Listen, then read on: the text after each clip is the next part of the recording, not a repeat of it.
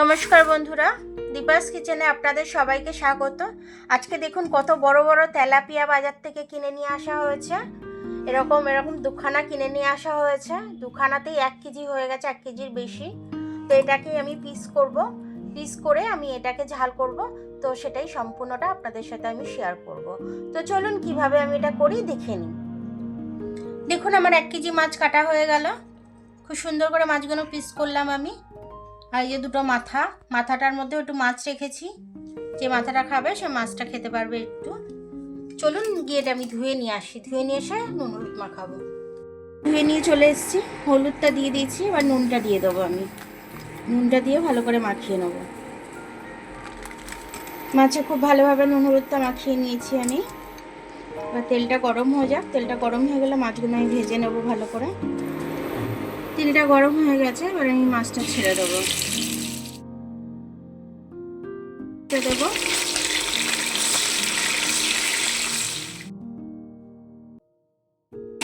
এখানে আদা নিয়ে নিয়েছি, কাঁচা লঙ্কা নিয়ে নিয়েছি, আর এখানে টমেটো দুটো কেটে নিয়েছি, আর পেঁয়াজ দুটো ছোটো ছোটো পেঁয়াজ কেটে নিয়েছি। আমি এখন এটা মিক্সিতে বেটে নেব, পেস্ট করে নেব। হয়ে গেছে, মাছগুলো আমি তুলে নিচ্ছি। হয়ে গেছে, তুলে নিয়েছি। এবার পেঁয়াজটা দিয়ে দেবো আমি। পেঁয়াজটা একটু ভেজে নিই আমি, তারপর মশলাগুলো এক এক করে দিয়ে দেবো। আমার ভাজা হয়ে গেছে, এর থেকে আর বেশি ভাজবো না। এবার আমি মশলাটা দিয়ে দেবো। আদা আর লঙ্কার পেস্টটা করে রেখেছিলাম, দিয়ে দিলাম। এবার একটু ঝালের জন্য লাল লঙ্কা দিয়ে দিচ্ছি, একটু জিরে গুঁড়ো দিয়ে দিচ্ছি, হলুদ দিয়ে দিচ্ছি, একটু ধনে গুঁড়ো দিয়ে দিচ্ছি, আর টমেটোটা পেস্ট করে রেখেছি, একটু বাদে দেবো টমেটোটা।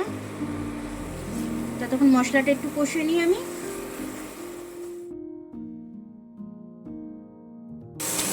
দেখুন আমার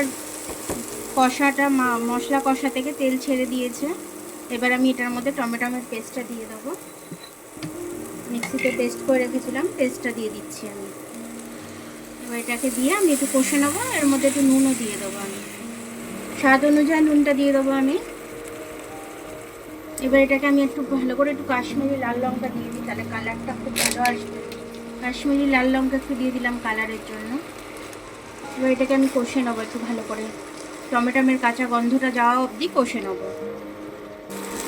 মশলা কষাটা আমার হয়ে এসছে, তেল ছেড়ে দিয়েছে, এটার থেকেও কাঁচা গন্ধটাও চলে গেছে।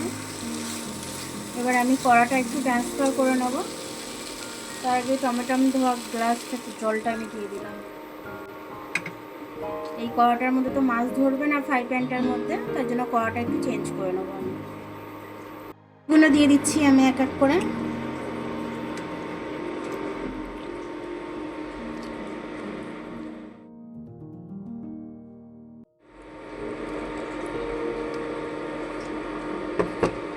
এবার এটাকে আমি চাপা দিয়ে ফুটতে দেব।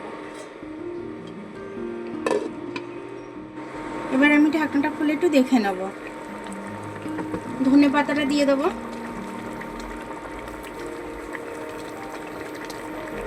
ধনে পাতাটা দিয়ে একটু চাপা দিয়ে দিলাম, যাতে ধনে পাতাটা সেদ্ধ হয়ে যায়। ঝালটা হয়ে গেছে খুব সুন্দর করে। মাছের ঝালটা এবার আমি নামিয়ে নেব। এরকম মাছের ঝাল থাকলে ভাত খাওয়ার মজাটাই আলাদা। তো লাইলেনটিকা মাছের ঝালটা খেতে আমাদের ভীষণ ভালো লাগে। লাইলেনটিকা মাছটা জ্যান্ত ছিল একদম, মিষ্টি খুব হয়েছে মাছটা। তো আমার ভিডিওটা দেখার জন্য অনেক অনেক ধন্যবাদ। আমার ভিডিওটা যদি আপনাদের পছন্দ হয়, লাইক সাবস্ক্রাইব বেল আইকনটা একটু টিপে দেবেন। আর যদি ফেসবুক থেকে দেখেন, লাইক আর ফলোটা একটু করে দেবেন। আমার নতুন বন্ধুদেরও আমি বলছি যে লাইক আর ফলোটা একটু করে দেবেন।